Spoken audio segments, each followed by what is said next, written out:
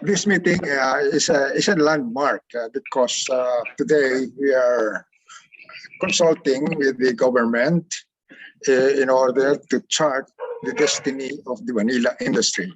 And we hope the government officials here are sympathetic to our desire to develop the industry, not only for ourselves or for profit, but also for the betterment of our poor Filipino families who choose to participate in that development or in our endeavor. Vanilla is is relatively unknown to most everybody, even the educated ones, because it has never been a crop of cultivation in the Philippines. Although the climate and soil is very conducive to its growth, as shown by those growers in Batangas and other members of Vanilla Group PH. The Vanilla Group PH is a chat group on Viber, which we form, and we have more than 50 members now. I will say they are the core group that will kick off the industry. Of course, with the catalytic assistance of the government, because the industry is suffering, or not suffering, but is encountering difficulties, for example, in training and in the supply of vanilla cuttings for propagation of vanilla. Yeah. Those are the two catalytic assistance materials that we need at the moment. But let us see the journey of vanilla from its origin, Mesoamerica, Mid-America, Mexico, and the surrounding Caribbean islands. And it was the French colonists who propagated this, who disseminated vanilla into Europe as early as the middle of the 1500s, where the customers are the royalty. And the royalty, the kings and the queens and the royal families were very enthusiastic, or they liked the vanilla flavor. And so for some 300 years, Mexico became or monopolized the trade for vanilla because vanilla cannot be propagated out. The flowers cannot be pollinated naturally in other places because it needs a certain kind of bee which only Mexico has. But in 1842, a slave in Reunion discovered the pollination of vanilla. Probably he was a slave working with some horticulture masters and tinkering with the flower, and discovered that there is a barrier flap between the male and female organs of the flower. And it was a matter of, because of his probably knowledge in pollinating, he was able to succeed in pollinating vanilla. And so without it, there would not have been a vanilla industry. And the vanilla in the Philippines was brought not by the Spaniards, but by the Dutch from Indonesia. And of course, landed in Manila, although the Spaniards could have easily introduced it to the Philippines because of the Acapulco trade. But perhaps the Spanish colonies ignored it. And so we don't produce vanilla. The Madagascar, which was a French colony, of course, the Reunion Island, is the leading producer of vanilla in the world. Philippines is not even in the map of vanilla producers. So this is what we strive for. Our vanilla group is pioneering on this industry, a very new one, relatively unknown. If you ask anybody, common people, what is vanilla, they do not know. And even if you show them the plant, there is no aroma in this plant. No, the aroma comes when you cure the vanilla pods after harvesting. And this is where we will have competitive advantage. If we get organized, we will be competitive with Madagascar, Indonesia, because theirs is while they are leading the industry now, their development is sort of evolved. They evolved the industry by themselves, and so there was no government organization, not even a protection from the traders who exploit them. And so the vanilla growers have remained poor, except during the times when the prices of vanilla are high. For example, in early 2021, that is this year, the cured vanilla beans, that is the marketable product, the commodity, has soared in price to $600 per kilogram. So that's 30,000 pesos per kilogram of vanilla. And if you have just one plant, which produces only 0.4 kilograms, 0.4 of 30,000 is 12,000 pesos. You have just one plant. So that's an opportunity for our farmers to uplift their lives for doing, let's say, they say, doing less and getting more. As what the late Prime Minister who is this, Lee Kuan Yew, made Singapore progress, was his principle that you give people opportunities rather than doleouts, opportunities to earn their living, and this vanilla answers that question. I hope we realize, we get aware that this is the way. Our advantage is that we are starting, and we can learn from the mistakes or deficiencies of what other countries already producing vanilla. Uganda, Mexico, India have gone through. So we learn from their mistakes, and that is an advantage. But the biggest advantage we have is that if we get organized, we will be able to produce the superior quality vanilla because of the organization, and that we can compete even with the leading producers of vanilla, because the world market will be going to us. That is the difference.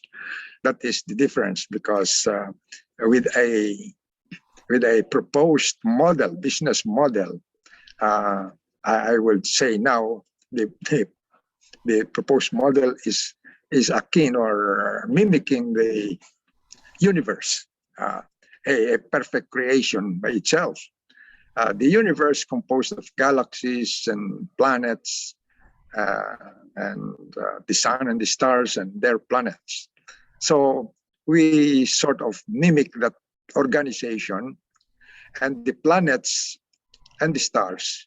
The stars are the vanilla, we call vanilla champions. They are knowledgeable, they have the capital resources, and they serve as mentors of the planets, who are the poor farming families. So the planets work around them. They both are partners. No one owns the business by himself. They own the business as a whole, and yet they are independent of each other. And when it comes to sharing of the profits, they share equitably. So everybody, it's an inclusive growth, and nowhere, no crop can, to this day, has that model, um, because let's say Dole pineapple or banana industry, the corporation itself is the one getting rich, and the farmers remain as what the colonists before, hewers of wood and drawers of water. That is not to be in our vanilla industry. So good morning, everybody. Thank you, Dr. Lantin. I borrowed this slide from Dr. Lantin and nakita niya naman that the Madagascar has 2,200 hectares. No, that's not hectares. That's hectares. No, which means they have 66% of the market share. No, in as far as hectarage is concerned. So kaya naman doon sa paper that Dr. Lantin presented last time we met, we were targeting half of this, no, so that we can be half, no, or the second biggest supplier of high quality vanilla beans. I also borrowed this slide. I also borrowed this slide from Dr. Lantin, focusing on the 2019 import and export. Mas madami tayong in-import, and then we also exported some. So meron pala tayo mga ina-export in them. But these are vanilla extracts already, if I'm not mistaken. So let me start the consultative meeting with this background. No? Ang background natin talaga is that we have a national security issue. This was discussed last May 18 of this year, where yung Philippines ranks number 73, nasa uli tayo. We are an agricultural country, but as far as food security is concerned, malayo tayo, no? Singapore, who is a non-agricultural country, ranks number 19 in terms of food security, no? Their products, no, agricultural products are more affordable compared to ours at 64. Number 2 sila in terms of availability. Tayo nasa likod bahay lang natin, hindi available yung mga agriculture products. And at the quality, Singapore is higher than us. So we have an issue on quality and on packaging. And on natural resources and resilience, no, resilience, the way to bounce back. Number 53 sila, tayo 101, kalahati lang tayo. This was presented by Dr. Orlando D. during the National Food Security Summit last May. So as far as that is concerned, malayong malayo tayo, number 73. No? So overall score natin nasa 56. No? Naunahan pa tayo ng Finland, which is number 1, then Ireland. And tignan mo naman ang katabi natin, India, Botswana, Sri Lanka. So there really is a problem, no? And we need to understand this situation according to Dr. Silito Habito. Yung poverty incidence sa atin is napakataas also. In total, let's look at the total, 21.6 ng ating population nasa poverty level. In fact, it's more pronounced in the rural area. That is why ginagawa natin itong meeting na to para makatulong tayo sa ating bayan, sa ating mga mamayan. So, to survive, we need to reboot and grow our agriculture. Sabi nga ng ating Secretary ng Agriculture, Dr. William Dar. So things we need to bounce back from are poverty, food insecurity, the global pandemic, at meron pang Omicron, the African swine fever, kaya ang taas ng presyo ng lechon ngayon, no? Climate change, may bagyo paparating, no? December. This is only the 15th typhoon. We used to have 21. So the climate change is really as real as it can get. No? We have poor export performance. And yung ating technology and modernization leaves much to improve on. And lastly, yung ating infrastructure. Meron tayong, last count namin 2 years ago, meron tayong about 10,000 kilometers of farm to market road na kulang pa. That's 10,000 kilometers. So how can we get those products to Manila or into the market when we don't have those FMRs, plus the cold storage? Now, that said, I always subscribe to what Secretary William Dar said that for us to bounce back, to reboot, ito yung apat na key things that we need to focus on. Farm consolidation, farm modernization, farm industrialization, and professionalizing the agriculture industry. So yan yung ating pagtutuunan ng pansin palagi as a guide, no? As a guide. And if I may add, yung sinasabi nga ni Dr. Lantin, na the planets, the stars, the universe, and we are the stars, no, the champions. Ito naman ang konsepto ni Secretary Dar is the big brother and small brother approach. We as, or I say, si Dr. Lantin, si Ma'am Flor, Mr. Chris Padriga, they're the real stars of this program, no? And as big brothers, they are here to assist the small brothers, no, the small farmers, in growing the vanilla industry. So the mission is to empower farmers and fisherfolk through collective action and attract private sector investments with inclusive agribusiness towards agricultural efficiencies, productivity, sustainability, and resilience. So these are big words, but ang ginagawa natin talaga is an inclusive agribusiness. And we have here today the big brothers who will help us grow this business. During the first discussion of the Vanilla Champions, no, nagkaroon kami ng road mapping exercise, and yung kick-off namin was done 2 weeks ago. And today we are on step 2, which is consultative meetings with the government agencies and private companies or individuals. After this meeting, we will be preparing road, uh, a roadmap for this. No? And then we will present this to USEC Evelyn Lavinia of the Department of Agriculture High Value Crops Development Program. Once na na-approve ni Ma'am Evelyn Lavinia ito, we'll have to present it to Secretary William Dar for his final approval. Then we will revise, we will finalize this, and submit naman and present to the PCAFI for approval. That's the Philippine Council for Agriculture and Fisheries. No? After that, step 8 natin is to cascade the roadmap to the stakeholders, no? And to grow this business, to grow the number of growers in the Philippines. We will have to register a Vanilla Growers Association after this so that we become part of the PCAF, no? And hopefully be part of the High Value Crops Development Program of the Department of Agriculture. So during our first meeting 2 weeks ago, we identified that uh, ang vanilla, it's still embryonic or what shall we say, infancy stage pa lang. Narito pa lang tayo sa first stage in terms of industry maturity. Unlike siguro the phone industry, no, just to give you an example, medyo mature na, no, medyo mature na yung phone industry. It's fast growing, no. Ano pa ba magandang pag-usapan dito? Anong product ang pwede natin masabi na mature na? Kunyari, yung fax machine, no? Fax machine, aging na yun, wala na siya. So, that's why nag-withdraw na yung mga nando sa market na yun. But ang industry ng vanilla is still infancy. And our position as a country, I think is more than favorable, maybe strong, no? Favorable lang because as you saw earlier, wala pa tayo do sa producers, no? Indonesia is second, no?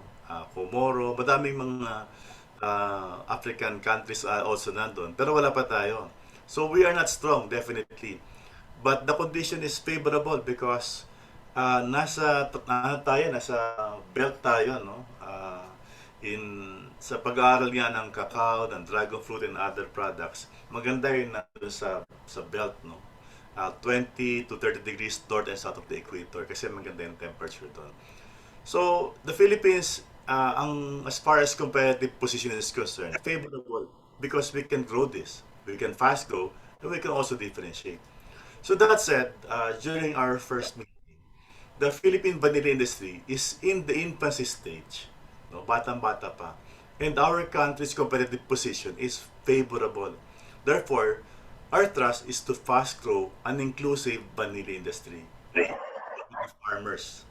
By doing this, no, by building the right foundation, having the market access, and building the farming community. Together, Our vision is to be the second biggest grower of vanilla in the world.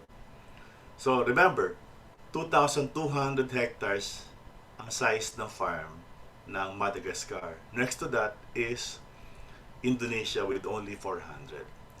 Dr. Lantin has proposed that we aim for 1,000 hectares. And maybe we can even do more because we are an agricultural country. Napakalaki at nalaki ng potential. No?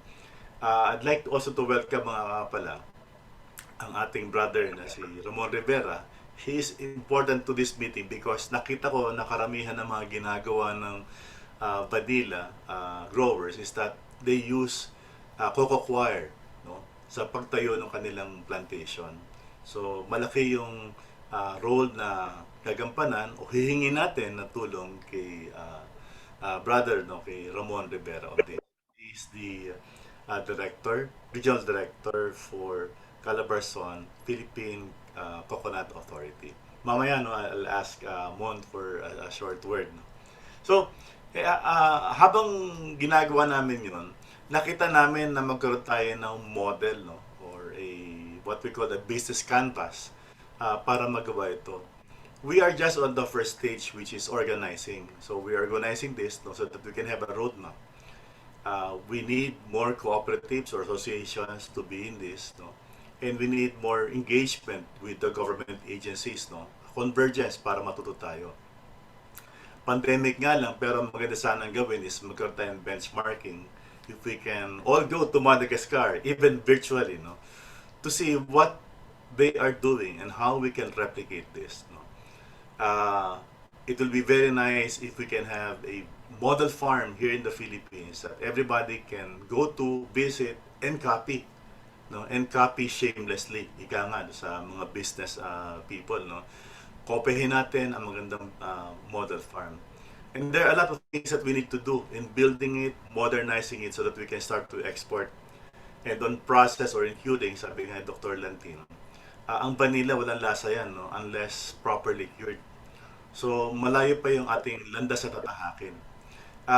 With that said, no, nakita ko na yung vanilla roadmap na kung gagawin natin to be the second largest source of vanilla in the world, madami pa tayong kailangang i-fill up. No? If this were the form, we need to know exactly ano yung hectareage natin, what is our baseline. Do we have 500 hectares now? We don't know, no? So hinihiling namin ng tulong ng DA, ng ATI, at even ng mga vanilla growers para malaman natin, magkaroon tayo ng audit, no?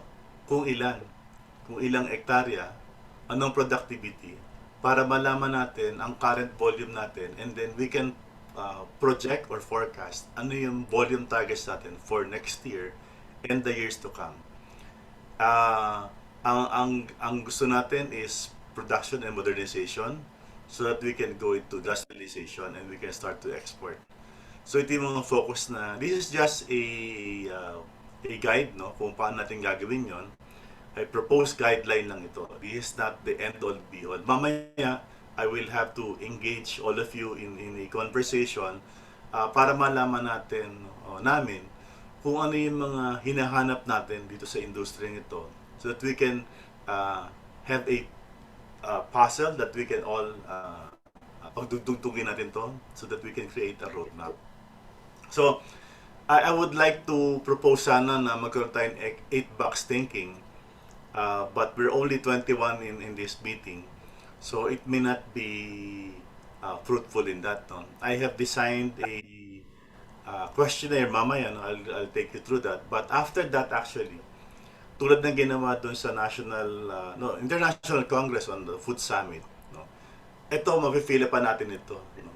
You will not know it, no, as we go through the process. Pero later on, mabubuo natin ito. Ito ano yung 8-box thinking? Kailangan natin malaman ano yung current natin. How big is the vanilla industry locally, no? And ano ang growth ito internationally, and what are we going to target as a growth, no? Growth target for us, no? We know that we are in the infancy stage, that there is a huge export market, And ano yung current production nito? By the way, nanggaling nga pala ako sa Selecta uh, uh, from 1994 to the year 2000. And then in 2006, I was with Häagen-Dazs. No? And Häagen-Dazs is the producer of the highest or the most expensive ice cream in the world. And we source our vanilla from Madagascar. Sa Selecta, alam ko na napakalaki ng volume ng vanilla because vanilla is the base flavor of ice cream, no? Ah, kaya ang laki-laki ng potential ng business na to. So after doing this, mamaya yung gagawin natin exercise, we will have a plan on si Ma'am Rosalinda Torres of DOS is joining us, no? Para malaman natin gaano ba kalaki yung target natin. Is it really 1,000 hectares, no? How do we grow the production? What point to what point, no? And magkano yung income? Importante ito sa ating mga farmers, no? And who are the stakeholders here? And ang target natin really are the farmers, no? Para magkaroon ng manual, para eventually to get into modernization, industrialization. Yan. So, ang desire natin is palakihin ang ating industriya nito to reach, I don't know how big, no, in terms of monetary value. In terms of tonnage, no, we can do that later. But ang talagang target really is to triple or maybe quadruple the farmer's income. Because yung ang campaign ng DA ngayon is ang masaganang ani, malaki ang kita, no? Mataas ang kita. So, ani at kita. Sa programa nga natin, sana nga makapag-benchmark tayo. Paano ginagawa sa ibang bansa ito? At ano yung pwede natin tularan? No? What can we copy? No? So that we can implement a roadmap na maganda, talagang maayos at maganda and realistic. So, we need model farms. I think nag-join na yung ating model farm dito. Nawala siya. Okay. Andyan na siya sa model, as far as model farm is concerned. And we need to have key performance indicators as we develop this industry year by year. No? And uh, what we need actually is more information. Kailangan natin ng market research. Medyo kulang pa yung ginagawa natin. No? Yung ginagawa ni Dr. Lantin, kailangan natin i-augment pa with more research. No? So we need the agencies here to give us more information as far as vanilla is concerned, to guide us. No? Well, we are doing this because we believe that ang agrikultura should be private-led. The DA, the DTI, the UST, PCA, all the government agencies are there to assist us, no, to regulate this and to promote, lalo na si DTI, no, to promote the vanilla industry. So that said, I'd like us to engage into a simple brainstorming activity focusing on the 9 P's. Noong unang panahon sa college, pero lang 4 P's, no? Yung 4 P's. Hindi yung ano, hindi yung 3 P's ng ano. 4 P's ito, yung product price, promotion, and packaging. But in our case, no, nag-graduate na tayo doon, 9 P's na tayo. So, after this presentation, what I'll do is I will be asking everybody to pitch in, no? To pitch in dito sa discussion na to, no? So that we can fill this up. What we need to do is to fill up the slides here, and so we can have an idea how big, no, we can grow this industry. So, ano yung mga kailangan natin sa produktong ito? Nilista ko na yung una kong naisip lang, no? And please add to this, no? What do we need to know? Variety, source, certification, seedling quality, how to ensure quality, and ano pa po, everybody, you can unmute yourself or raise your hand so that you can contribute to this discussion.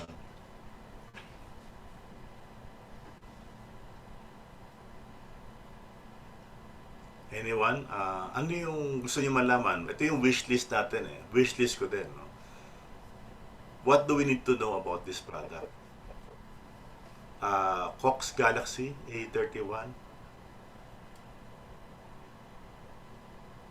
Yun yung phone niya. Hindi ko nakita yung pangalan. You can unmute yourself, sir. Or ma'am. Ayun, naka-mute ka eh. Si Kokoy pala to eh. Kokoy! Yan. Hello. Marinig nyo? Yes. Good morning. Ikaw Good pala. morning. Oh, kasi concern ko, dapat kailangan natin is yung geographical indication. Kaya lang, Philippines has more than 7,000 islands. Kasi kailangan yan eh. In order to compete, tataas yung presyo natin pag may GI tayo. Geographic location. What do you mean by GI? Geographical indication, that's what Vietnam is doing, that's what Thailand is doing. Terroir. So yung origin ng place. Kaya lang, ang problema natin is we are in different location. So wala pa naman nagsastart talaga kasi kailangan yon. Parang ano Kokoy, what you said na yung ginawa sa coffee nun, identify muna kung ano yung mga most suitable places, no? Yes. Yeah. Kaya lang as of now, wala pa tayo. Sabi mo nga, nasa infant stage pa lang tayo. Pero maybe sooner or later, pag ma-identify na yung species natin or yung vanilla ng Pilipinas, maybe we can do that. Magandang ano yun. Super important na ano yun, na point yun, no? Because, nabi ko lang, kung nasa maling location tayo, no, mahirap yun. So, yung best suited place nga, tama nga. Yeah. Pero I think Basil, the first is really the variety kasi 'di ba parang merong lumalabas na baka we are planting tapos mali pala yung variety. What I know is yung planifolia, yun ang parang right now what we have and the best so far. I don't know if that's the same for the other countries. Dun sa variety. Yeah, good afternoon. And we need to know that what we have is that variety. Kasi di ba si Myla sabi niya merong nagtitinda na hindi yun ang tamang variety. Baka we are planting the wrong variety. Good afternoon, Mr. Basil, Hi, ma'am! Mr. Bolinaw, at Linda. Linda here. Hi, ma'am! Bale, I would like, good morning everyone. I would like to inform the group that in 1997, Dr. Constancia de Guzman, together with Mr. Juanito Sanggalang, were able to have this manual on the cultivation and processing of vanilla. So I have it here in my custody. I have it here with me. Some copies of this pamphlet on the vanilla cultivation and processing. It has around 29 pages, no, pamphlet. And here it was the following are mentioned, no, the botanical description, the species of vanilla, the agroclimatic requirements, the propagation and preparation of planting materials. There's also a provision of shade or support trees, the field establishment, fertilizer application, pruning and training, also mulching, diseases and pests, flowering and pollination, fruiting, harvesting, processing, bundling, grading, yield, and of course the comparison between natural and synthetic vanilla, and some references. It's all here in this pamphlet. I can give you some copies, Mr. Basil. Just give me your address. Yes, ma'am. Chat na lang yung address ko or through email. So I can get some copies. I think I have a few copies in my under me po. Sa akin po na binigay po ni Dr. Constancia de Guzman. We can also include Dr. de Guzman here if hindi ko na kasi before we have this essential oils R&D program, and Dr. Constancia de Guzman is from the Department of Agriculture there, the College of Agriculture of UP Los Baños. I don't have a contact with him since then. since 1996, I think. Oo. I think we can contact him also, Dr. Constancio de Guzman of UP College of Agriculture, Department of Horticulture, UPLB. Marami po siyang masishare din sa atin na information on vanilla po. Mm-mm. Kasi I work with him with the Essential Oils R&D program then. Ma'am Linda, heavens. Thank you for being here. No? Na-miss na kita sa mga meetings natin. Wala sila. So sama ako sa meeting pagkain ka na baka makapag-share ng ang ibang information sa inyo. At tulad nito po, I can give some copies po sa inyo, Sir Basil. Just give me your address po. Bahala po kayo magbigay kala Mr. Lantin, kay Sir po, kay Mr. Lantin, tsaka kung sino pa po ang kasama. Sige ma'am, sige ma'am. Papadala ko na lang po. Basil, Papasko niyo sa amin, ha? I-check ko na kung ilang copies sa meron ako sa bahay kasi sabi ko nga, I just retired from the UST, so nag-ano ako ng aking mga gamit sa opisina. Nakita ko medyo may mga copies pa ako na more than 5 So, i-check ko po kung ilang pa yung kopya ko sa bahay. So, nakita ko ito rin sa opisina, meron pa pala dito. Ma'am, nag-retire na kayo, ma'am? Ano po? Nag-retire kayo? I just retired last October 23. So, nandito pa ako kasi inaayos ko pa yung aking clearance. Wala pa akong clearance kasi. So, may mga accountabilities pa ako sa mga equipment kasi. So, I'm still here visiting the office from time to time po. Oo. Kasabay pala niyo si Ma'am Mirna Pablo din, ha? Sabay-sabay pala kayo, ha? DTI. Ma'am, thank you. Check yung address po. Sige, ma'am. Makatulong sa industriya po. Oo. Dr. Maganda rin siyang flavor, yung vanilla, di po ba? Yes, ma'am. Besides na spice siya, it's a very good source of flavor, no? It's a flavoring ingredient, yung vanilla. Dr. Lantin, would you like to say something? yeah, I am really in Los Baños, and I have heard of Dr. Constancio de Guzman, who is now abroad because he has just retired. And I'm going to ask if Ms. Torres knows if there is a digital copy of that, so that we can distribute this to everyone. We only have hard copy kasi, sir, Wala bang digital? Wala na po pala si Dr. De Guzman. Nasa abroad po pala, sir.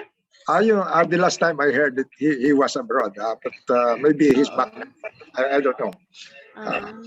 Kasi dati nakakasama ko po siya sa essential oils namin ng mga visit.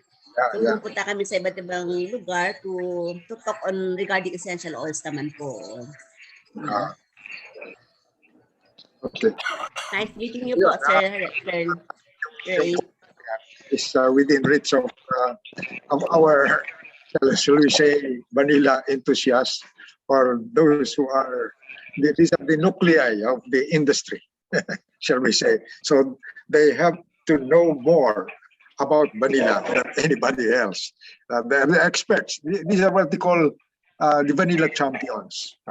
Yan ang kukunin natin. So as much as possible, increase their knowledge about vanilla, the mistakes of others, so that they can learn. And yun ang ating purpose. By way, in our group, vanilla group PH for the Philippines, we have already distributed through the online several references, and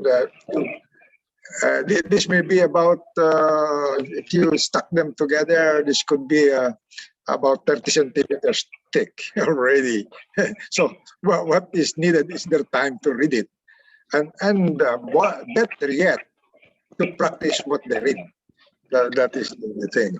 So everything about vanilla is already known in some of the publications, and all they need is to develop themselves into vanilla champions, vanilla experts, and that is the way I propose that we should do it. Yeah. There was this question about geographical indication. It is they listed in number 2, terroir. That is the terroir phenomenon. The fact is that phenomenon in grapes, in wine, meaning that it doesn't depend on the variety, but it depends on the location where the wine is grown. For example, divided France into 3, North, Middle, and South France. There was a difference in the taste of wine when they tested it. Only the same variety grown in different locations, the same process, the same company, and yet there was a distinction. So there was the terroir. Terroir means terra, from terra means land, place. And an application of that, see, I am from Batangas. An application of that is that the highlands around Taal Lake and volcano is very suited for kapeng barako or Iberica coffee. That's why it's sourced everywhere. And if you ask the Batangueño, the best kapeng barako is from Batangas. Okay, that's bragging about it, but probably there is truth to that because of the soil, volcanic soil. And by the way, in Canlaon, Negros, Occidental, there was already a big vanilla plantation, 18 hectares. That is big by any standards already for 18 hectares. Viral? Viral? And it is also volcanic. And so vanilla must have thrived there very, very suitably. And that's it. Volcanic areas may seem to be suitable for vanilla growing. So begin with the Bukibok volcano. What others? Yun. There are volcanic soil. Probably is the best place to grow vanilla. But it doesn't mean that we cannot grow vanilla elsewhere. It's just that it has superior taste and aroma if you grow it there. But vanilla as is, it smells good wherever it is grown. Smells good, tastes good. And by the way, Häagen-Dazs is an ice cream. I think that's ice cream. It used to be here. Has vanilla flavor in itself. And when we say French vanilla, it is an ice cream with vanilla flavor. When you order French vanilla, it is ice cream with French flavor, with vanilla flavor. Okay, that's terroir. Sir Lantin, Yes, I sir. was just to let you know, in terms of ice cream, I was talking to Paco Magsaysay because we were together in one of webinar, and I told him that we were starting the vanilla. Sabi ko 20,000 kilo. Sabi niya, oh, meron ba? Bibili na ako. I'm buying much more than that. Kaya meron ng the ice cream's best, yung kay Paco Magsaysay. Very willing siya to buy locally kung available na. Thank you. Yeah, talaga. May I respond to that? If I know best, if I know, Carmen's best is what you are talking about, and it is in Calawang, Laguna. Yes. Yeah, and it is really good ice cream. It is Yes. on the class of Arce ice cream. Arce, from Gatas Calabao. If you still add vanilla there, not the synthetic one, that will be like Häagen-Dazs, or maybe superior than that.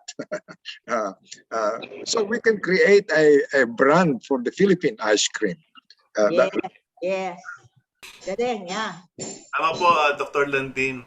When I was with Häagen-Dazs, dalawa lang po ang location where Häagen-Dazs is being produced. No?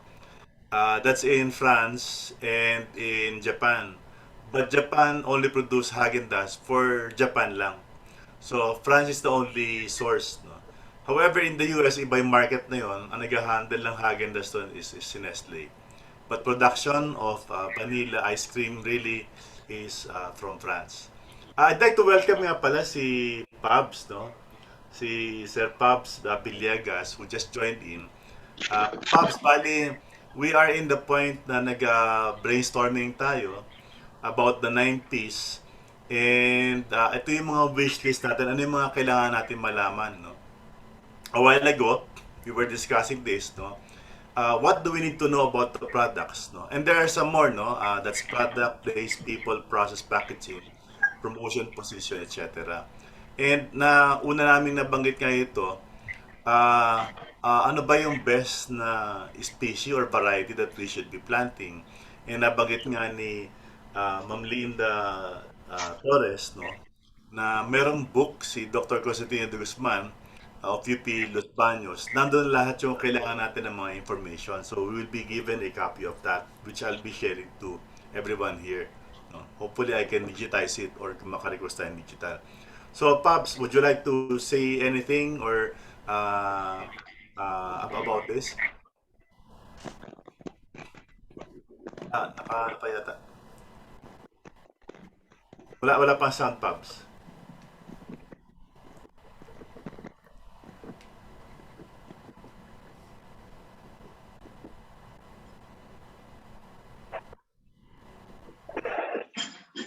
Pops Villegas, parang si Pops Daribas.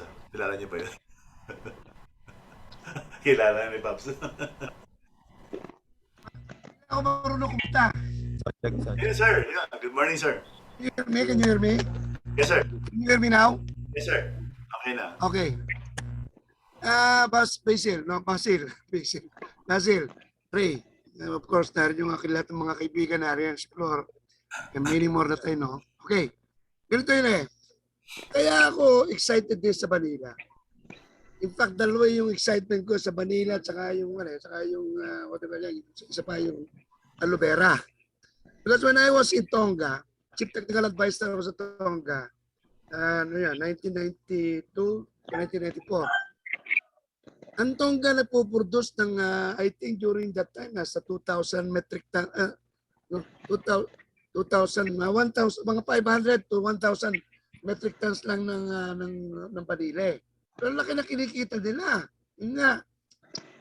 So, ang kanila, nakita ko yung kanilang practice, yung vanilla nila, nakatali, nakalagay. Alam mo ba yung ginagamit nila? Of course, gumagamit siya mga trikakaw. Alam mo ba yung jatropa? Tawag nila ito fake plant. Fake, F-E-K-I. But that is vanilla. That is jatropa. Ginagamit nila yung jatropa doon. Siguro may epekto din yung jatropa dahil yung malulusog yung kanilang halaman doon eh. Siguro yung tinatalas nila yan, nalagay nila doon, yung practice nila. So presumably, yung jatropa is also acting as a biopesticide. At the same time, ginagapangan ng kanyon. Yung jatropa, alam natin jatropa, tubang bakod. No? And thirdly, even sa coconut, they can use, may bang na kumakapit din yung vanilla nila sa coconut eh. So, all I know, pagka napaka-labor intensive, pag mag-harvest, high value, yung meron silang machine to produce the dried one para yung vanillin content, maganda, no? So, what I can tell you is they are exporting. I think during that time, on average yata, mga 1,000 metric tons eh. So you can imagine in a country having an area of, wala pa yatang 75 kilometers, no? With 3 islands. Eh, nakakapag-export sila ng vanilla to the hundreds, to the millions of pesos, no? Okay. So ganun yung experience ko. Eh ngayon naman, as a planter, I have vanilla climbing on my Nara tree. Meron ko dyan. So far, meron ako dito na plant na Nara at saka yung matikakaw. Eh, yung may 4 na ako medyo robust na. Meron ako siguro, I have about 6 plants robustly growing. So sa kabila, So yung nasa kabila, itong kabila, binawasan ko na. Dito sa farm ko rito, nakaroon ako mga 12 plan. And then maybe I can make around another 15 siguro sa kabila. So but before the end of the year, siguro meron na ako mga 25 to 30 standing Vanilla. No? So yun lang siguro. And then I'm using now, I'm working with Dr. Lantin and also our agronomist here. Nasa likod ko. Nasa Sigali. Dr. Gani Cathedral. We are now trying now to work on pre-production, production, doon muna ako, pre-production at production. Pero sabi nga natin strategy, planting material muna. Kasi yun na, alam ko yung aking Vanilla doon sa kabilang farm, nilang 2 puno, na mulaklak na eh. So, I will now abort the flowering. I will cut them into 1 di ba 1 meter lang yung gagawin natin? Tatanim ko na muna ng U-shape. Lalagyan ko ngayon. But I have a technology. I have Bokasi technology here. Which is being robustly planted. Maganda. Maganda nitong aking Bokasi technology. Tsaka yung ionization technology. So we are now moving into the importante yung fertilization eh. So we are now moving into that stage where we will try to see the effect of this technology not only for other crops but Vanilla, pero pa-product registration na kami. So we are now on that stage. I'm doing now randomized complete block design ng experiment. Yes, Dr. Gani nasa likod ko. Dr. Gani. Siya yung aking scientist dito. We have in-house scientists. In fact, in our cooperative, we have at least 3 PhD. Dr. Lantin, Dr. si Paring Batan, who is a soil expert, soil physician, at saka si Dr. Cathedral. So big time itong aming kooperatiba at will chair under the leadership of Dr. Lantin, who is also my kababayan. Dr. Lantin also hail from Malbar. So the dream namin ni Dr. Lantin, we will make Malbar ay Vanilla. In addition to the fact that we will make Malbar the organic capital of Batangas. Well, sana magawa namin in our lifetime. Kasi, but Dr. Lantin, believe mo ko dyan, si Dr. Lantin, 82, 83 na yun eh. Parang kung kumilos, parang 55 pa lang. No? Kaya medyo naingit ako kay Dr. Lantin. So, but when you have people like Basil here, mga bata, narito nakita ko yung mga gandang dalaga rito, mga gandang bata, narito pa pala si Ramon. Ay, Ramon! May utang ka pa sa akin sa coconut. Ano na si Ramon, ha? Ramon, pustahin mo ako. Yung mga coconut natin, ito na. I have more than 2,000 hybrid coconut with me. Kung may mga interesado dyan pumili, we can sell you hybrid coconut, saka takunan, at yung kinabalan, variety. So siguro, Pasil yun muna. Yung experience ko when I was Chief Technical Advisor of the Government of Tonga, nakita ko yung how profitable it is and how high value it is and how they are exporting this. So to me, that was really a miracle crop, no, that we can do. At tama si Ray, ang maganda kasi dito sa amin sa Batangas, especially around the lake towns, we have the volcanic soil. So I think this will augur well. Yung ibang area na may mga volcanic eruption, like Negros, sa Mindanao, then I think it will we can develop a geographical indication for that. Siguro Basil, yun lang muna. And I don't like to preempt. Salamat. I will be listening so that I can kung kailangan mag-participate, I will participate. Thank you. Thank you. Abs, meron bang effect yan sa cadmium content? Kasi nung nasa kakawa ko, pinag-aaralan namin yan. Yung cadmium content, I'm not sure kung tama yung spelling ko. Pero yun yung sa Philippines kasi, while we are, yung ating kakao, malamit sa mga volcanic area, pinakamababa tayo sa cadmium content. Would you know? Ito sa atin ko. Wala, teka muna. Medyo highly technical yan sa akin. But we will cadmium. Ngayon, what I can tell you is we are having here another technology on micronutrients. Kung ano man ang deficiency ng mga leaf crop, I have here another scientist with me who is specializing on micronutrients. So titingnan ko na lang. At the moment, hindi ko alam eh. We will look at the literature. At yung daw cadmium, para limiting factor daw yung cadmium sa kakao. But we can address that kasi, Basil, kung kailangan ninyo micronutrients, I can produce it for you. We can produce it, our cooperative. Yan ang aming ginagawa. That's why I'm upscaling my product development now and product registration. That will be my objective for 2022. Doon ako mapofocus because I like to serve the organic industry natin. So, graduate ako dyan sa growing mga lettuce, mga ganyan. Tapos na ako dyan. I'm already on the higher level where we can focus on high value crops and we will know the limiting factors that will constrain us. So I have here already, I have another, I got a general manager who is a very good agriculturist. So hopefully, makaka-focus ako doon sa level, sa medyo higher level of development on the value chain approach. So yun siguro, Basil, pagka tinanong mo ko ng highly technical ganyan, medyo agricultural economist ako eh, by training. Kaya lang ako, by practice, nakita ko rin. So naintindihan ko yung impact ng micronutrients at the NPK. So we will address that as we move along and we can produce that kind of thing either organically or by through ionization technology. Meron ako diyang ionization technology. So, naroon ako sa level na yun. At hindi, yun nga, we are collaborating with UPLB scientists to be able to really focus this, including yung microbiome, impact ng microbiome sa rooting ng vanilla. So we can all address this as we move along. Salamat po. Thank you. Mukhang alam ko na yung bibisitahin ko next farm. I'd like to call in si Frat Amara. Is he Sir Frat Amara? Yes, sir. Yan, Yes, sir. Yung what wish list or what can we add as far as the 9 are concerned? Ano yung areas that you would like us to focus on? Well, one of the concerns that I have picked up sa aking mga farmer partners, yung during the period of growth, kailangan nila ng parang fill-in income nila.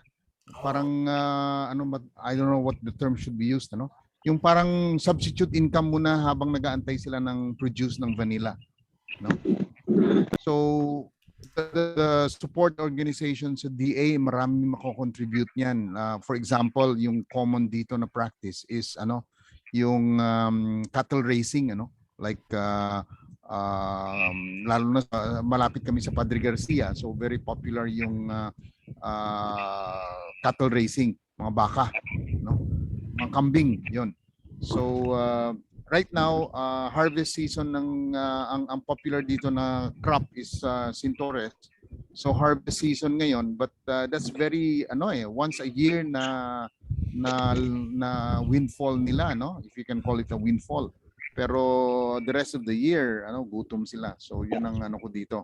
Na kailangan meron silang parang income filling in income gap. Ano yung role ng ng DA habang naghihintay pa mag-harvest, di ba? Yes, oo. Well, eventually kung magkaroon na ng harvest, obviously yung mga mga treatment facilities na whether it's going to be regional or local, yung mga curing and drying facilities, dahil hindi naman pwede asa ka lang sa araw na patutuyuin yon or asa ka lang sa kahoy na magkukulo ka tubig para sa killing process ng beans, so we need to have a proper facility for that. Sir, ano yung treatment facility tsaka ano po isa? Sorry, pakiulit. Sir, you mentioned treatment facilities and another facility. Yung curing, yung killing, yung I mean, it's quite simple pero sensitive siya sa temperature yung pagpakulo ng tubig para patayin yung beans, yung green beans na harvest nyo. So it's an important step that needs to be carefully para to produce the proper quality ng curing ng beans. We need to have good facilities, no? Maybe a regional center for that is a suggestion that I will make. Ano pa ba? Obviously, yung source ng high quality or good quality cuttings, kasi dun sa presentation ko the last time, there should be a balance between sourcing good quality cuttings and also producing beans. Dahil napalabas ko doon na producing beans is actually more profitable than just producing cuttings. Dahil ang cuttings, if you continuously cut your vines, then wala kang production ng flowers. So, but then, kung wala ka namang cuttings mabibili, then wala ka ring beans na mapoproduce. So, parang chicken and egg situation ang sa atin ngayon. We need to have a good source ng cuttings natin. People that can sacrifice yung production ng beans for the meantime and focus on cuttings na lang, supply of cuttings. Ano pa ba? I think that's all I have picked up so far. No? If ever, I'll email you some of the ideas to come later on. Thank you. Sir, on that note, sino kaya makakatulong sa atin? And this is open to anyone, no? Everyone here.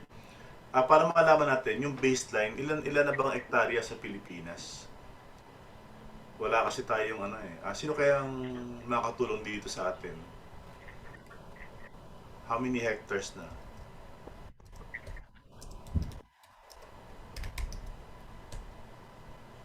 Ito na pala. Basil, Yes, sir.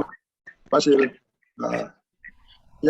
maybe we should reckon the extent of plantation, not by the hectares, because vanilla is not planted usually as a solid monocrop, that in 1 hectare you only find vanilla.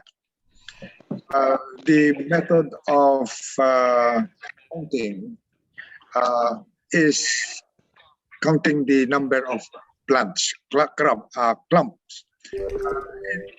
It's actually easy because 1 support equals 1 plant. You don't plant 2 or 3 in 1 support. So the extent and because it is, I hate to say labor intensive, but it is time consuming. Rather than labor intensive. When you say labor intensive, arduous job yan. Actually, planting vanilla is pleasurable if you have the time. And it is relaxing for retirees. Even ladies can do it because it's not a difficult task. It's not an arduous task of like plowing and so on. So it does not need much land. Actually, just imagine you need only 2,500 hectares for the whole Philippines to be second to Madagascar. That is peanuts. 2,500 nationwide is quite small. So, ang maganda sa vanilla, it does not need extra land. Nga. You compare it with support trees. Nabanggit ni Pabs. Yung Jatropha, but is not an economic crop. It is ideal because it sheds its leaves. You can cut it anytime, prune it anytime, and so Madre de Cacao. Their advantage is, you can prune, you can manipulate vegetation, give you the proper shading. Kaso, if you plant a fruit tree, then you harvest the fruit tree and the vanilla itself. Some are apprehensive in saying if you grow it with cacao, then you or lanzones, you sacrifice the cacao and the lanzones fruits. Marami namang diskarte ang mga farmers natin. They are intelligent in a way. They are very creative. Ang isang diyang possibility is, okay, the shading And if you have two trees adjoining, you can put a horizontal bar, Madre de Cacao, be your sampayan. So you free the cacao or the plants on the street from the climbing of the vanilla. They only provide the shade. So this can be manipulated. That's why it's an art, by the way. And in fact, I found out maganda rin na saging. Vanilla climbs the banana plant very very well because it is moist. And I noticed also based on Manila plants here at home, kumakabag sa bakal and sa semento. So support is not a problem. And this is all very good for the poor who do not have land. They can use the land available in their yard and no problem for vanilla because they need the shade. It's only a matter of manipulating where to grow it and so on. Of course, you cannot produce so many, but for a whole barangay, it could be a vanilla barangay. Plenty of no. If you culture it the way some do, providing a greenhouse and manipulating it, those are expensive methods needing capital. Of course, they are beautiful. If tourism is your target, then might as well go it. But for a commercial production, it doesn't matter. Vanilla is a forest plant. For a forest is its natural habitat. The forest litter, that means the dropping leaves, when they decay, they serve as the food of vanilla. The vanilla roots do not compete, or rather the fruit tree does not compete with the vanilla because the fruit tree seeks its nutrients from underground. The vanilla seeks its nutrients on the surface. And probably if I can, I will share to you one picture. My vanilla stem is 14 millimeters using caliper. I measured it, and to my surprise, there were 3 nodes shooting out buds and now shoots from 3 consecutive nodes. That's a rare one. Only one node, only one shoot normally comes out from one vanilla plant at a time, and that is induced by cutting off the tip of the vanilla. Yun. But one secret of this is just like what Pab's saying. You fertilize it with organic material or organic fertilizer. Organic lang. Like chicken manure, composted, of course. It was mentioned about bokashi. You can apply some foliar fertilizer. Maganda. So it's a matter of having good agricultural practices. You practice it. So next time I'll probably, if I can find it, I'll show you or I email you and you share it at the proper time. Thank you, Basil. Kokoy, you raise your hand. Yes. Hello. Yes. Marinig niyo ako? Yes. Vanilla is just like an orchid, so it's possible to mass produce it through tissue culture laboratory, right?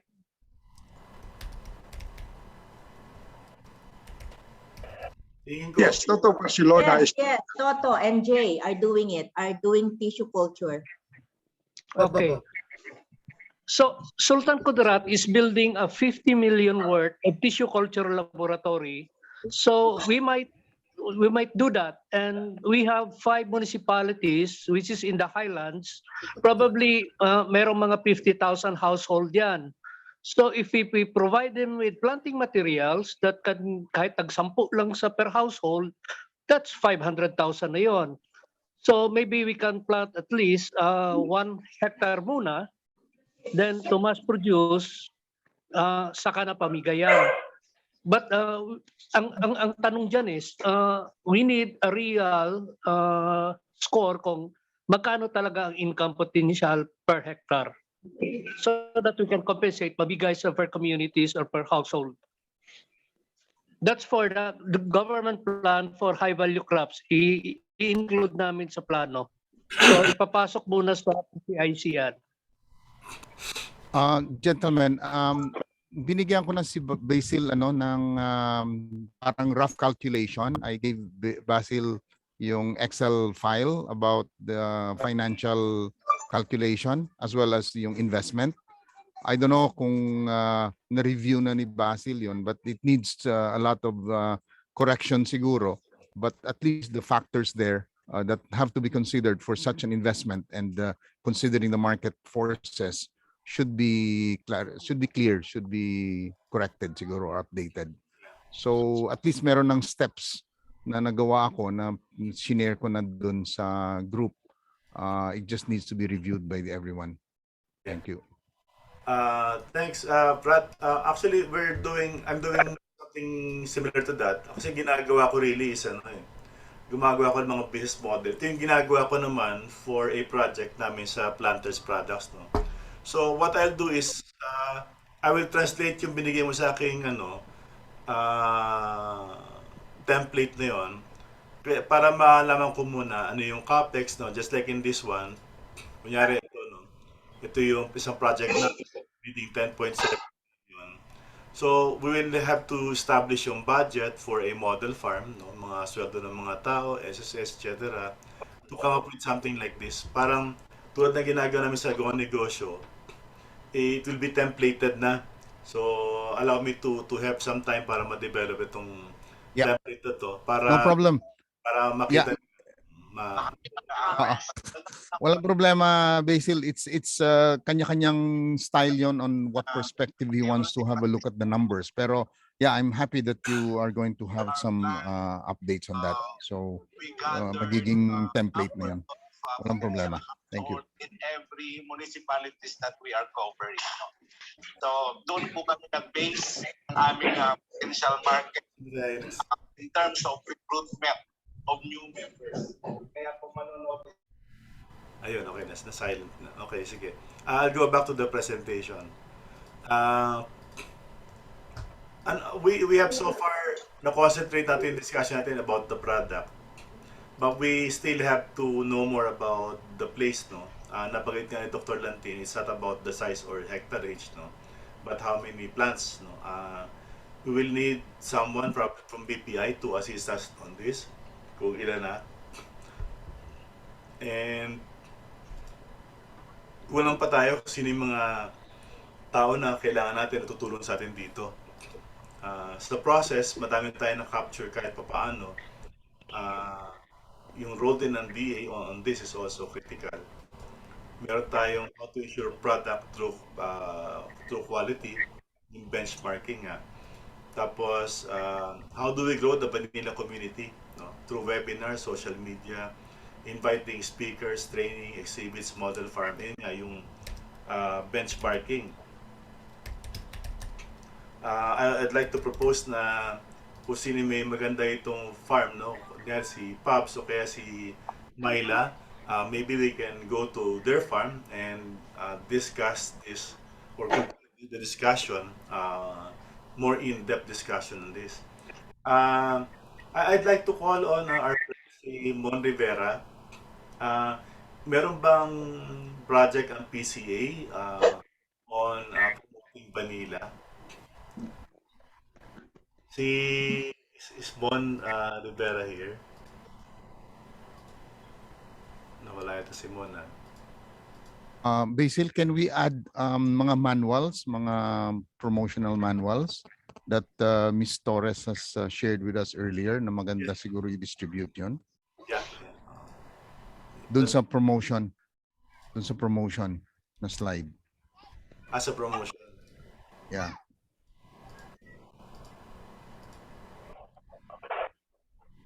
Yan.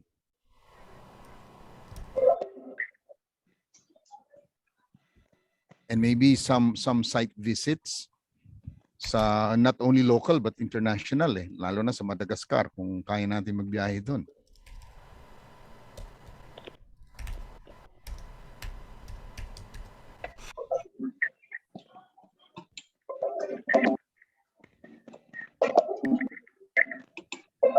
At siguro GAP good agricultural practice, GAP.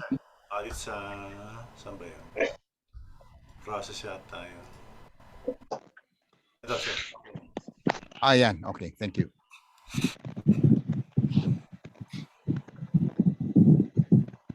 Yung step in na ako ng konti dito sa profit, no? Alam ko na parang we are promoting community-based na community-based like nabanggit nga ni Kokoy kanina sa Sultan Kudarat. Is it possible also na yung parang ginagawa ng Plantation International, ito long shot ito, but I just like to share this with you kasi ilang beses namin na encounter itong si Plantations International. Si Plantations International, ang ginagawa nila, para silang crowdsourcing Para silang crowdsourcing. So, ganyan yung ginagawa nila is they raise funds by promoting their own plantation. This one is in Cambodia. Na-encounter ko na sila, no? Tapos para silang crowdsourcing because you can invest on this. I'm not fond of crowdsourcing because now overuse sa Philippines na parang ginagawa siyang network marketing. Parang nagiging scam pa nung itsura niya, no? So, is something that we can look at or isang modelo na parang ginagawa ng Plantations International. I'll check if they have a polling. Sound lang pala yun. So, ito siguro si Sir Toto Barcelona can give us a quotation on this. And then si Pabs probably can do the plantation. Tapos si Myla naman can help us. Naisip ko lang kasi nakita ko nga tulad ng nasabi ni Dr. Latit kanina, the most successful companies, yung malalaking mga kumpanya tulad ng Dole, Del Monte, yung mga banana plantation because sila organized, mechanized, modernized. Posible kaya, Ma'am Flor, na kunyari, magtayo tayo ng, kunyari lang mama, isang maliit na kumpanya. Tapos, gagamitin natin ang forest garden, kunyari lang, no? As the benchmark or model farm natin. Tapos gawin natin yan, no? Tayo ng pondo also from other sources, not just from the government, but probably from international markets, no? Na merong support sa mga ganito. Anong tingin niyo, Ma'am Flor? Yeah. Basta ako, sabihin niyo lang kung anong dapat gawin.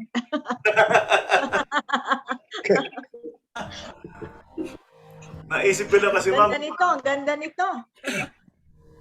Naisip ko baka pwede. Marami ka na ba, Flor? Pabs here. Konti. May konti. Kasi Marami. matagal. Nagtitisyo culture ka na raw eh. Hindi. Si Toto yon, tsaka si Jay. Si No, Toto. but this one looks so nice. Anyway, I have to go because I have a meeting. Pero can I just say something, no? Yes. I'm very, very impressed with this first consultative meeting. Napakaganda, Basil, kasi very organized. And tama si Yusek Lavinia, talagang si Basil ang ating kailangan to do the roadmap. So thank you very much, Basil. And I also want to thank this group, tell this group, no, we are very fortunate kasi ang dami nating mga scientists, mga professors like Director Ray Lantin. Parang kasi hindi pwede talaga na hindi yung iba-iba tayong disciplines, no? Then we have PAPs who used to be with the government sector as well as international. Parang napaka-rich ng ating ano dito sa grupo na to. So, yung dream ni Dr. Lantin to be, maganda nga si Dr. Lantin, number 2 lang ang goal. Dr. Lantin, number 2 lang, ha? Hindi pa tayo number 1. The first goal is to be number 2. Mukhang achievable. Kasi madali namang mag-dream, di ba? Libre. Kaya lang, ang maganda dito sa ating grupo, may dream, may goal, may deadline. Kaya may target date. Kasi nandyan si Basil at saka itong sina Pabs, sina Frat, to make sure that it is doable. And usually, ang nakikita ko, yung mga nahuhuli, kamukha natin, huli na tayo. But very good kasi sabi nga ni Basil, embryonic. Parang nag-uumpisa pa lang. But it means also, as Dr. Lantin said, hindi na natin gagawin yung mistake ng iba. We will do it hindi trial or ano ba yon, yung merong miss. Ano na scientific, kaya nandyan yung mga ating mga taga-UP Los Baños, di ba? To help us. And then we have the government sector. Kaya I'm very inspired talaga with this group, and I think kung magagawa natin, kasi like yung dream ni, gusto ko yung sinasabi ni Dr. Lantin, parang wag tayo yung yung usually Pilipino, di ba, yung maski papano, parang dito maganda, merong goal na we want to be the best producer. So sa umpisa pa lang, right foundation, right product, or right seedling, di ba? Right seedling, right tissue culture, plus the areas na maganda siya. I'm in Antipolo and I realize medyo mataas pala yung lugar ko, kaya maganda rin yung tubo ng vanilla. So I'm really excited with this group, and yung mga next step parang Basil with the roadmap, yung data gathering, the next step is really parang madali nang gawin pero hard work din. But nakikita ko everybody's excited and willing to cooperate for this new industry. So I'm really excited and you have my full support. And I just want to thank everyone and greet everybody Merry Christmas and Happy New Year. Next year will be the best year ever. Thank you very much. Thank you, ma'am. May I respond to that, Basil? Yes. Yeah. Thank you, Flor. You are one of the stars here. No. Your contribution here is very well appreciated. Nasabi mo yung we should start our vanilla industry right. I remember one song when yesterday when I was young. Tamang-tama sa akin yan. Senior. Ang sinabi doon ay the dreams that I have dreamt and the splendid plans that I have planned, I built on weak and shifting sand. Yeah, magkukulaps yun. So we will not do that. When I was young. Maganda. Hindi, kaya nga talagang nakakatuwa itong group na to kasi right foundation with you, Dr.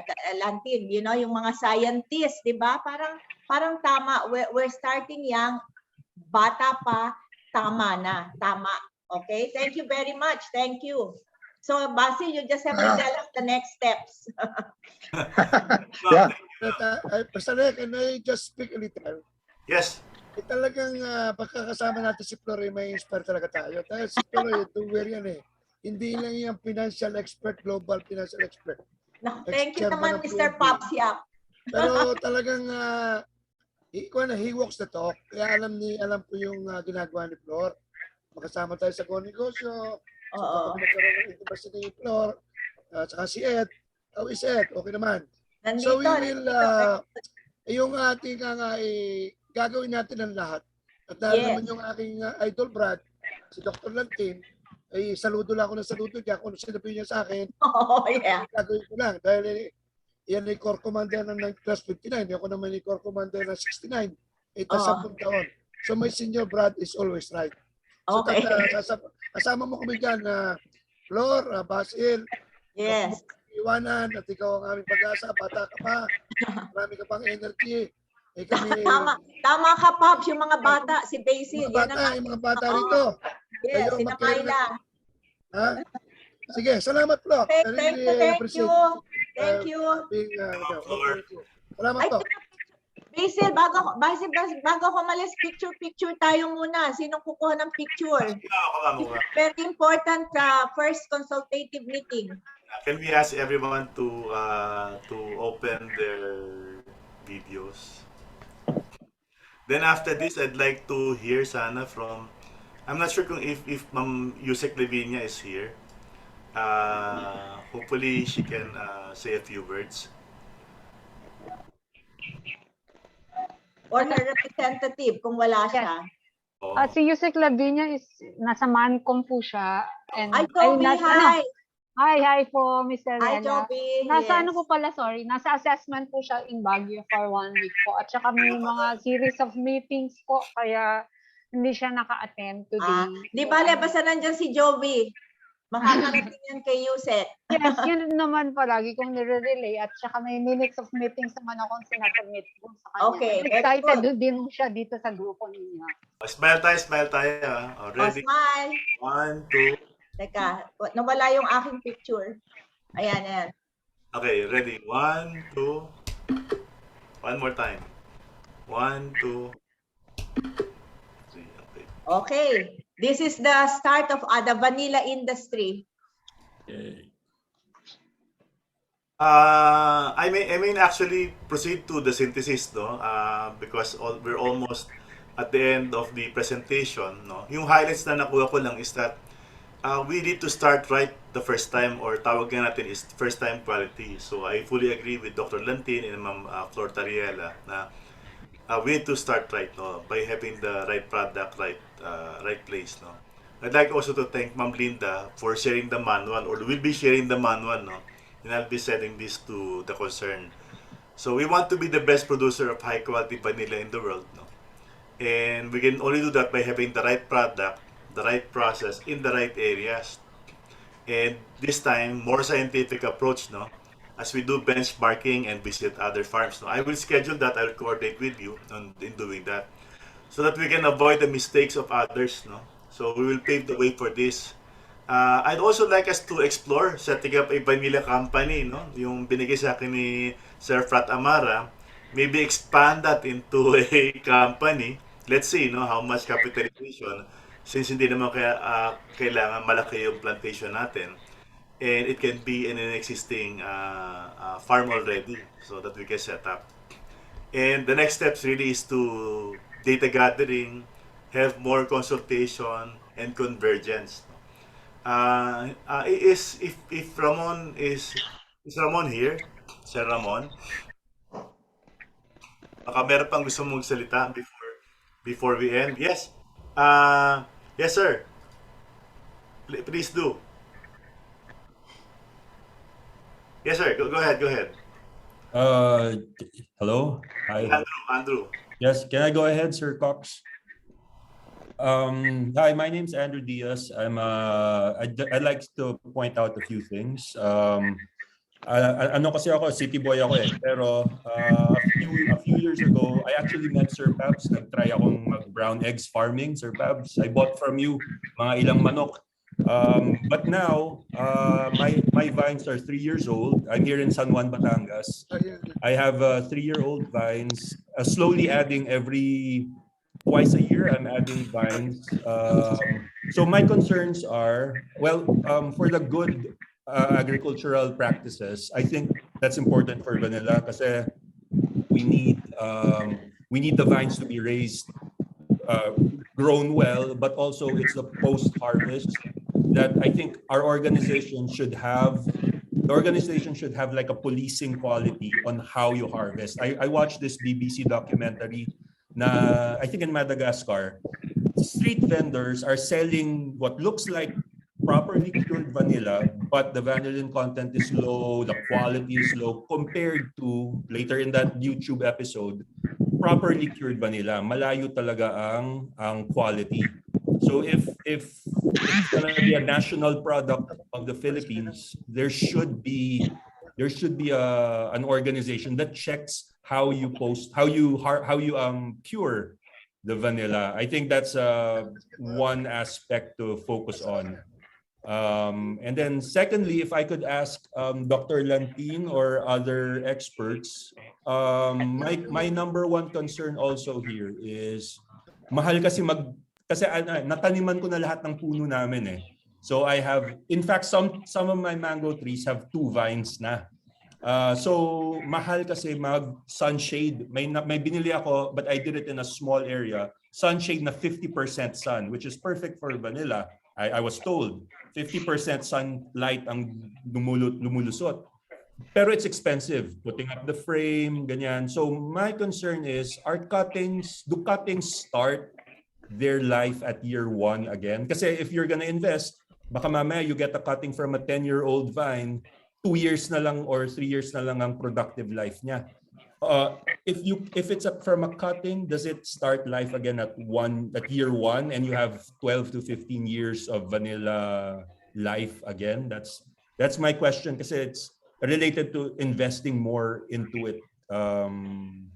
Dr. Lantin, if you know, sir.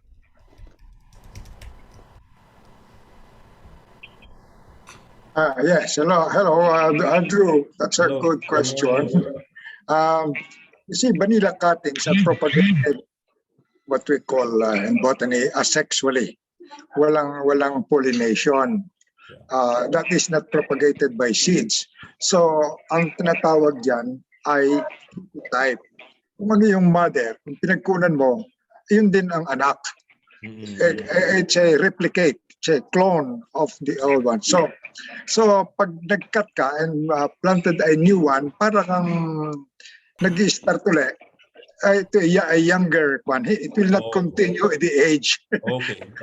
So you can get from a 10-year-old vanilla plant, you cut it, hindi magiging 11 years old na agad yun. Okay, It's still zero age.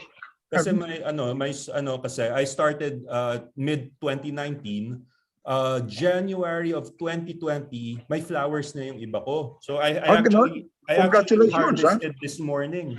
I harvested some last week, this morning. I don't have a photo online, pero this was this morning. Look, it's around 8 inches long kasi ang haba ng pruner ko. And then I've been harvesting this past week also. So my 1.5-year-old plants have flowers na. So I was thinking, where are you located? It's very interesting. San Juan, Batangas. Batangas. But that is strange because some flowering ay some March pa, April. I had flowers I had flowers this summer, this past summer. This year, that was planted 1.5 years ago. Pinagpraktisan namin lahat. My teacher, the late Eddie Gonzalez, taught us don't pollinate everything. Pero since 3 vines nagbigay ng flowers, sabi ko, this year is my learning year. Next year, I can follow that. Pollinate namin lahat. Okay. Your vanilla plants apparently parang nakita ko maliliit. That's what you said. It needs nutrition, proper nutrition. So lagyan mo ng compost. Mataba po, Doc. Matataba. I was just asking about the age kasi if I'm planning to invest more on the shades kasi natinaman ko na lahat ng puno ko. I wanted to know na if vanilla cutting starts again at year 1 kasi I have around 600 vines na eh. Napuno ko na yung farm ko eh. Ang laki noon Pero nag-flower na yung mga, the one I was saying, yung maliit kong area with sunshade net, doon yung mga nag-flowers. Yeah, and from planting them mid-2019, early 2020, they were around 24 to 27 feet already. Kaya siguro nag-flower yung iba. They got long quickly. So anyway, those are my concerns lang. The age of the vines. Kasi if we do tissue culture, I was thinking I might have to go get from tissue culture to ensure na bata pa yung vines na makukuha ko. And the post-harvest, the organization should police the curing process for all our members. Na tama ang ginagawa. Hindi minamadali or hindi dinadaya. The proper sweating and sunning and curing, and then packaging. Yeah. Okay. Thank you, sir. Thank you, sir. Na-add ko na. Basil, could I comment on sinabi ni Andrew about tama siya. Tama. Yung curing is very critical. Ang sinasabi ko dyan, we learn from other countries who are experts of this already. Yung Madagascar, Uganda, we can import some of their experts through the UNDP, United Nations Development Program. They have a TCDC program, Technical Cooperation Among Developing Countries. So, we hire an expert from there. What's wrong? Ang mga expert na kinukuha natin from developed countries. Ito, another expert nasa developing country. And the same time, ina-hire din naman ng mga Pilipino from other countries. So, and we are not, and yung mga taga Madagascar, they are already experts on this. Maybe we can. That's part of our activity siguro, is to propose to UNDP through our local office in Manila na matutulungan tayo sa industry nito. But that is not yet to come because wala pa naman tayong ma-harvest. We'll do that. Basil. Takes time. Prepare tayo. Si Pabs, may sabi si Pabs. Okay. Hindi, tama yun. Tato na rin naman si Jose Clapiña, na si Joby.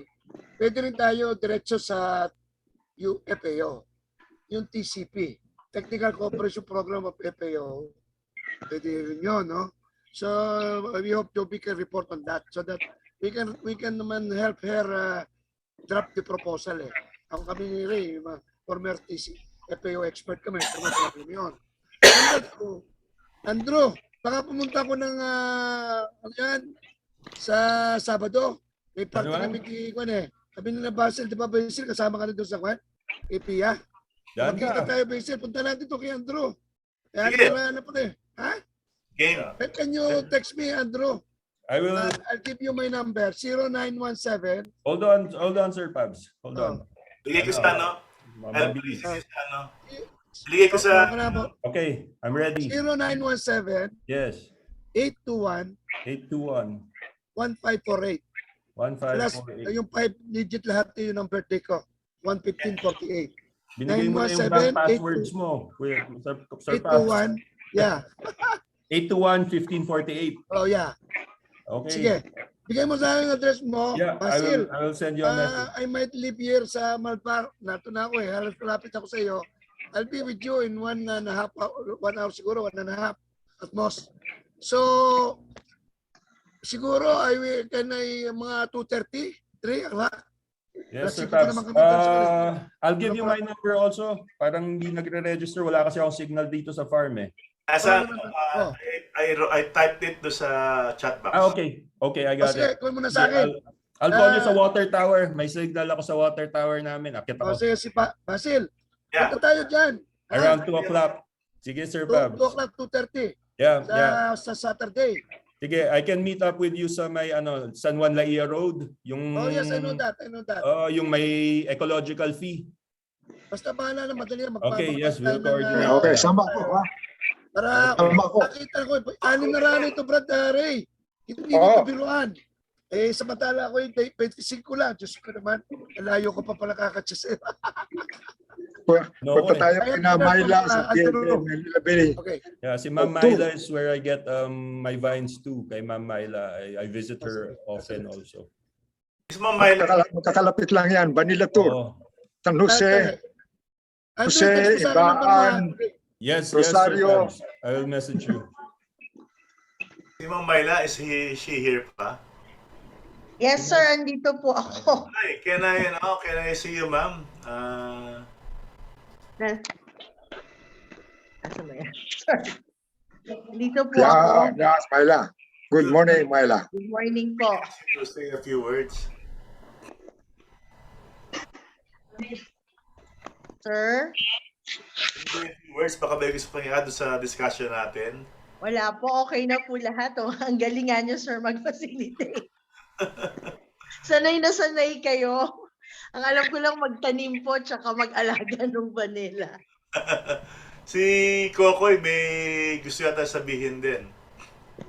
Hello. Basil, paki-check daw ang Eden Nature Park sa Davao. They have hectareage na plantation ng vanilla eh. I don't know kung existing pa ngayon. Eden Natures. Eden Nature Park. Owned by dati ni Chito Ayala. By hectares yung tanim nila, that's more than 10 years na eh. I don't know kung nag-exist pa.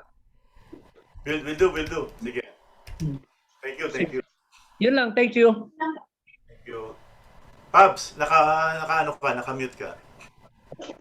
Si Dr. Balmayor also used to have a sa Negros, pero alam ko na na-reform eh. But baka may mga natira pa doon, vanilla. In fact, when he visited me in Tonga, I gave him some varieties ng Tonga eh. Pero namatay na si Dr. Balmayor.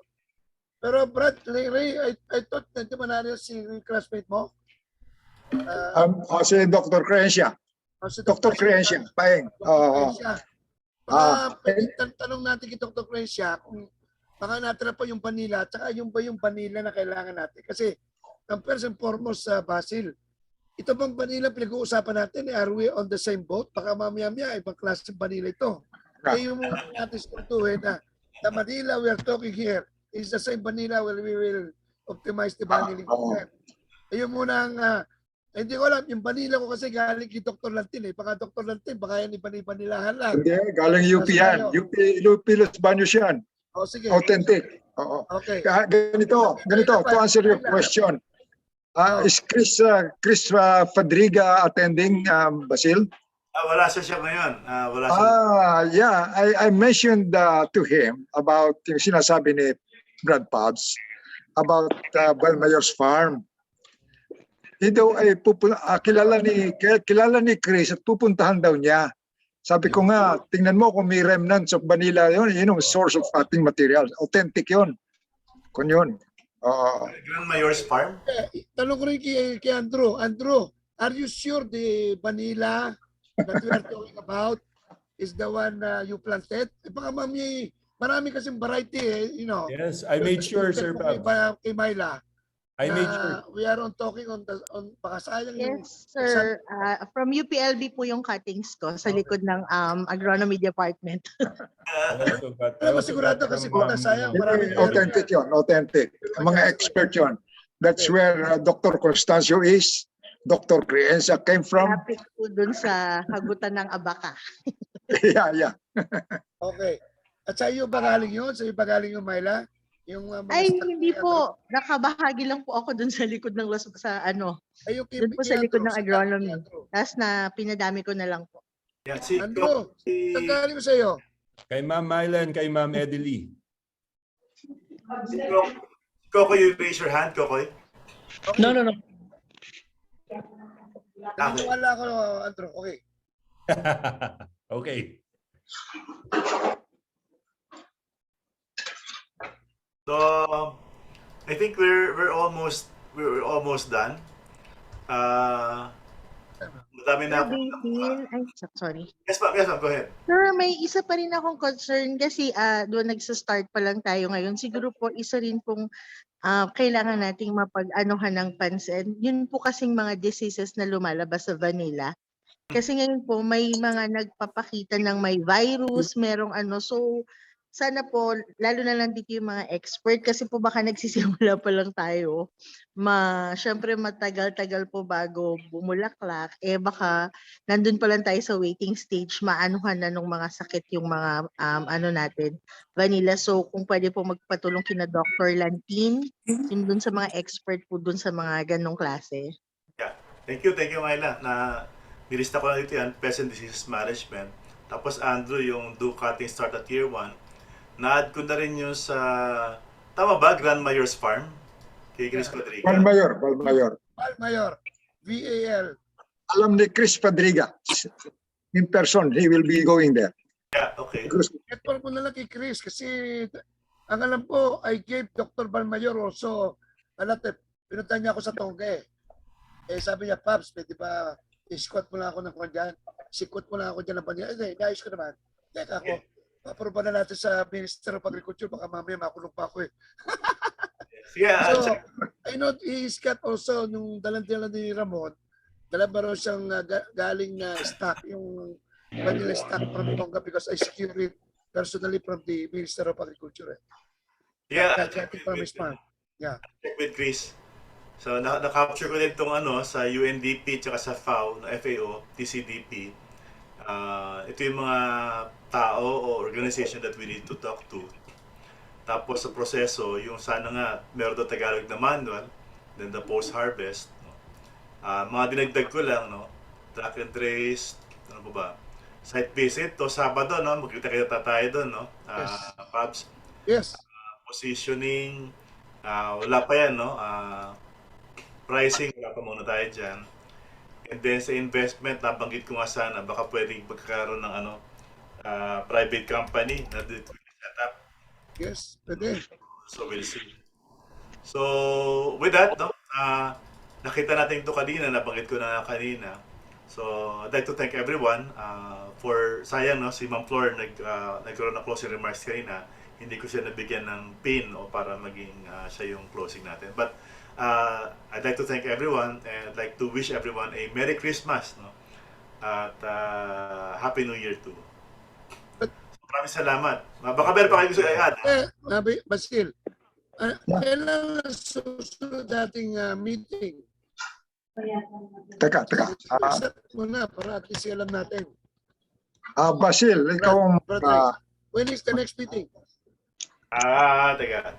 After Christmas na or after New Year? Hindi ko after Christmas na. Pwede. January na. Christmas or after New Year? I'm siguro either January 10 or January 12. Last promotion lang, Basil. Kung kayo nanonood nung tapos si Myla dyan yung from farm to table, my farm will be featured on December 26 sa GTV at saka January 2, dalawang episode yun. So for those people who are interested to watch, si J.R. Royol, Chef J.R. Royol, they spent the whole day with me here. So tingnan ninyo, baka sakaling mapunta na rin yung mga farm nyo, lalo na yung kay Andrew o tsaka yung mga iba. Alam ko tapos na si Kwan tapos na si Myla Diba Myla, tapos ka na? Opo, tapos na po. So we will see, baka si Basil also, Basil, so one of these days. In fact, ito nga pala gusto nga ni Kwan kaya lang wala ng time Kung gusto niyo to at gusto niyo magpasama yung vanilla sa kanyang mga recipe menu, madali natin pag-usap ko niyan so that we can heighten the interest for vanilla as a supplement food more or less or culinary supplement o kung naman culinary dish kung naman yan may ilalagay niya yung vanilla. Pabs, can I propose? Pabs, Yes. can I propose na i-YouTube mo, i-share mo YouTube mo sa group para yung hindi maka-attend o makapanood sa TV directly ay pwede nila mapanood on their own time? Yes, I think that will happen. They do it also on FB, Facebook, sa yung YouTube. Ito kay Prat, I will advise them. Yun lang. Kung hindi kayo GTV, yung GMA7, so if you are attuned to that, then see us on December 26, 7 o'clock in the evening, and January 2, Sunday, also 7 o'clock in the evening. Chef J.R. Royol. R-O-Y-O-L. Royol. Thank you. Thank you, Basil. Thank you, Dr. Baka meron pang gusto to say a few words. We still have time pa naman. Like si Sir Frat, baka may gusto kang message na sabihin. Wala masyado. Everybody has said their piece and I'm very happy for the group. And I look forward to contributing and helping and promoting vanilla in the future. So maraming salamat sa group. Thank you. Thank you. Basil, yung question yung problem ni Frat about yung bridging the gap between the planting and the harvesting na walang income ang farmer. We are Batangas is being industrialized. Maraming employees ang kailangan ng gas. So maybe mag-employment muna sila. In the meantime, that's what the Japanese do. Noong kasagsagan ng industrialization nila, they worked in the industry and then part-time yung pagtatanim nila ng palay. Because of course, it is mechanized. That is a good model kasi meron silang income every day. Meron pa silang palay afterwards. Yun. So, kailangan ng training skills ng mga tao doon, hindi farming lang.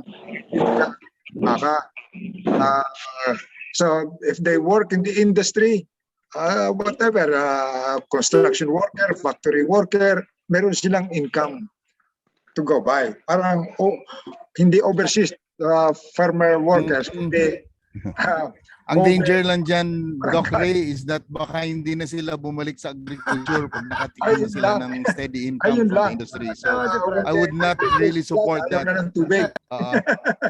At saka, remote din yung lugar nila. So, traveling to wherever this industrial zone is another issue. So, ayaw nila mahiwalay sa pamilya.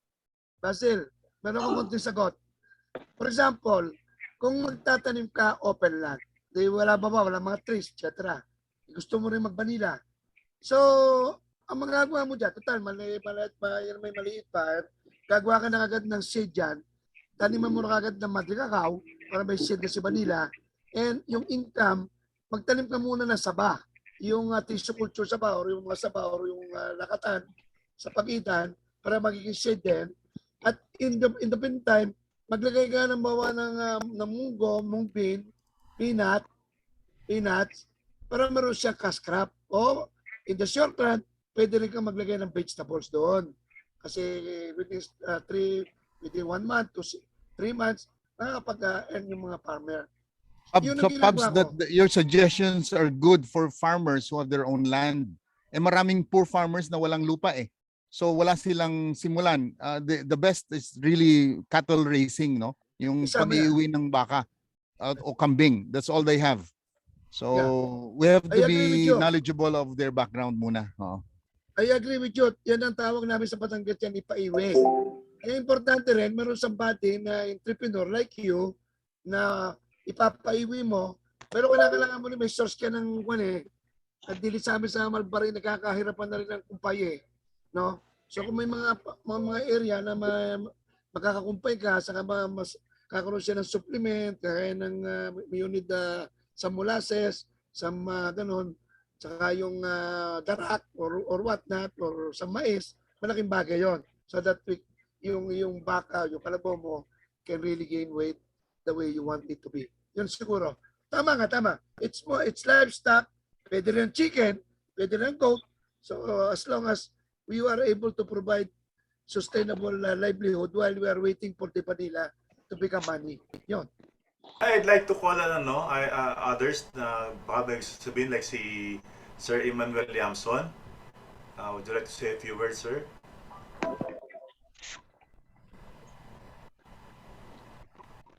Emmanuel Yamson. Hello po, good morning. Morning. In regards po dun sa topic ninyo, dito po kasi sa Negros, habang naghihintay ng makapag-produce ng vanilla, focus sa is ganoon sinabi ni Sir bago lang. Nagpo-focus kami doon sa pag-aalaga ng baboy, manok. At lang din kasi nakapag-start ng ano eh. Yung vanilla farming. Okay. Thank you. Tama, no? Parang cash crop saka other livestock. How about si Ma'am Maria Diaz? Would you like to say a few words, ma'am? Sandali, saan ba ako? Can you see me? Yes, ma'am. Yes, Okay. Okay, actually bago lang ako sa my farm is in Morong, Bataan. I was going to send some photos of the cuttings, pero my farm is integrated, so I'm listening and I'm going to show some of the pictures for your comments. At saka kung meron sana ako makuhang recording nito kasi I wasn't able to tune in right away. yes, ma'am. Sige, ma'am. I will send you, ma'am, a recording. Thank you very much. Thank you, ma'am. Yeah. So, with that, I think we've called everyone. Nabigyan natin ng baka meron bang gusto sabihin si Dennis or si Sir Bastion Mariano. Mon Rivera, are you still here? Mukhang nasa meeting si Mon while listening to us.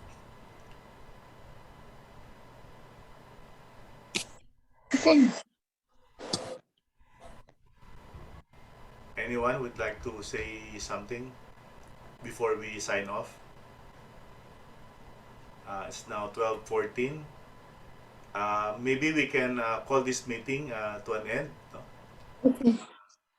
So once again, on behalf of Dr. Lantin and Ma'am Flor Tariela, I'd like to thank everyone for being here today, for spending more than 2 hours of their time on this meeting, giving us the importance sa vanilla industry.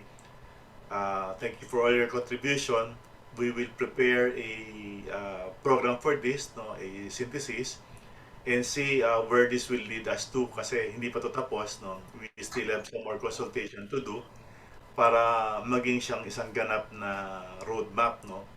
Nasa second step tayo pa lang, which is consultation with you. And we will have to sit down with the agencies, really sit down with them, and also have a copy of the manual to get to know more about this. And on Saturday, I'll be seeing si Andrew, Sir Pops, and perhaps Dr. Lantin sa farm ni... Andrew, saan ba yung farm ulit? San Juan, Batangas, sir. Saan barangay? Sampiro po. Ha? Sampiro. Sampiro? Yes, sir. So with that, I'd like to wish everyone a Merry Christmas, safe New Year also. And I'll see you, we're looking at January 10 or 12. Please wait for the announcement. Tentatively, January 10 or 12 for the meeting. So, sir, thank you.